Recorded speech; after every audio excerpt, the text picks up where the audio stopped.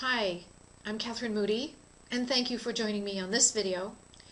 And this is one in a series of videos that I've made because I so want to share with you some recruiter observations and things that I've heard from hiring managers in my 14 years of recruiting that can make a real difference in your interviewing. Because if you don't know these things, they can be hurting you.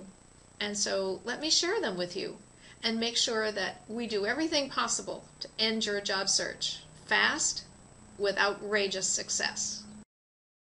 Here is a technique that I've seen very few job seekers ever use that is incredibly powerful in helping you get valid feedback on your interviews. And this is so critical because when I was a job seeker and so many of the candidates I've talked to think that they're doing well in an interview because you don't have this kind of feedback. And interviews aren't something that most of us have spent much time learning, unfortunately. And so I would have candidates come back to me after an interview and say, "Wow, I nailed that interview. I was good. I was on. I answered those questions. They loved me. I wouldn't be surprised if there's an offer coming." And I would go talk to the hiring manager, and it's like the two of them hadn't been in the same room.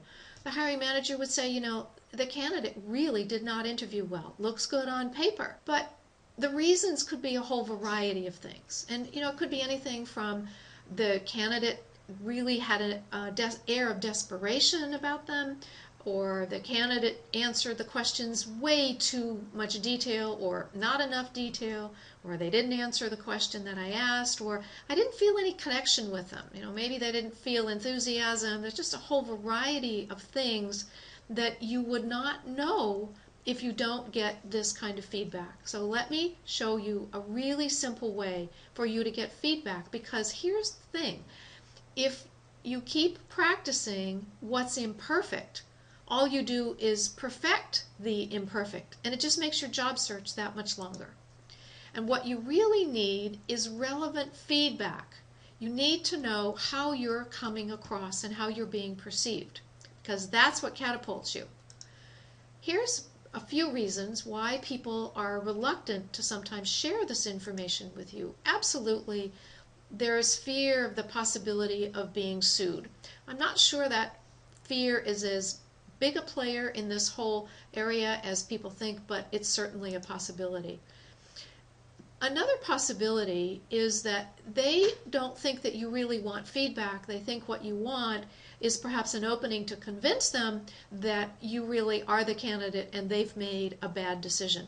And so what they'll do is just avoid having that conversation at all. Recruiters, despite maybe what you might think or some of your experiences, really are very nice people and people helpers. And they don't want to hurt your feelings. They often do want to help, but at the same time, they don't want to hurt your feelings.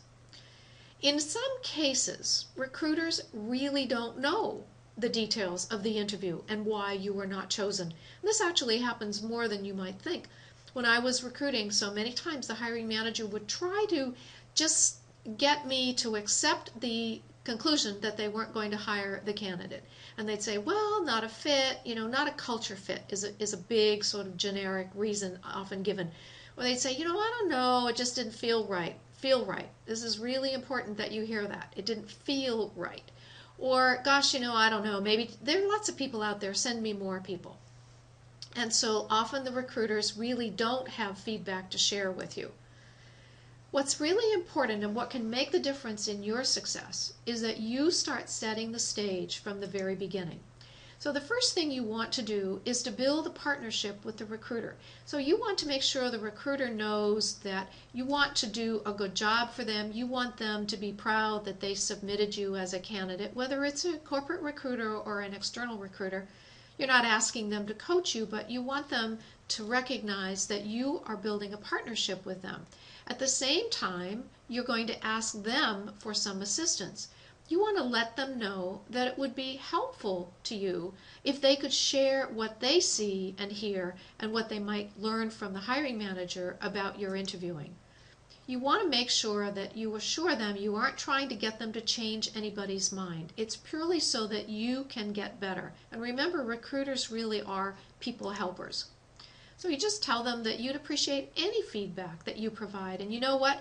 You would like that feedback even if you get the job. This makes it feel much more real that your intention about learning about how to be a better interviewer is something that they can count on. Here's what your success depends on. You want to get agreement up front and not wait until the process is over and then say, could you give me some feedback? You want to have candid conversations as you're going through the process. You've built a relationship, partnership with the recruiter up front. Let them tell you how things are going as you go through the process. Now, sometimes recruiters won't do it, sometimes they cannot do it, but if you don't ask, you probably won't learn this wonderful information. You want to be building relationships with everyone as you go through the process because you can get feedback from people other than the recruiters. I have clients who have called the hiring managers who turned them down to get feedback on their interviewing. So if you're building relationships with people, they feel much closer to you and much more willing to help you. So we have some action steps. I'd like you to ask lots of questions about how you're doing at every point in the interview process. What do people think about your candidacy? Are there any areas of concern? And ask them, are you conveying the information that they're looking for? When you do this, you enter into a partnership, into a dialogue, and it is less of an interview and more of a meeting. Don't at any point do this heavy-duty selling if they've made up their mind, because it doesn't really effectively change their mind. A conversation might, but heavy-duty selling probably won't.